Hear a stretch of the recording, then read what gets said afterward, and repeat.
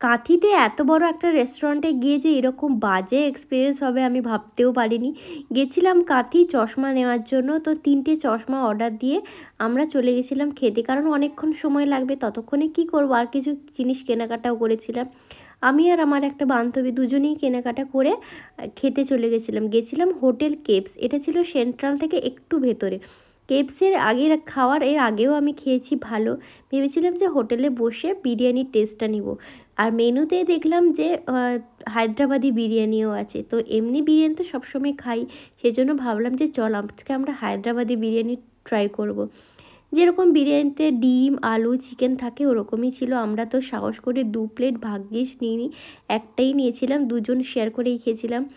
তো প্রথম 1-2 চামচ বেশ ভালোই লাগছিল, তারপরে টেস্টটা পরপর বুঝলাম কি মিষ্টি খেতে। পুরো টমেটো ক্যাপসিকাম পেঁয়াজ এইসব দেওয়া ছিল, ছোটো ছোটো চিকেনের কুচি, আর একটু বিরিয়ানির জাস্ট একটু স্মেল ছিল, মানে বিরিয়ানি মশলাটার এইটুকুই। মানে যত খাচ্ছি পরপর পুরো গাটা গুলিয়ে আসছিল, এত মিষ্টি খেতে। হায়দ্রাবাদি বিরিয়ানি কি এত মিষ্টি হয়? পুরো টেস্টটাই পুরো বেকার করে দিল, এক্সপিরিয়েন্স পুরো বাজে।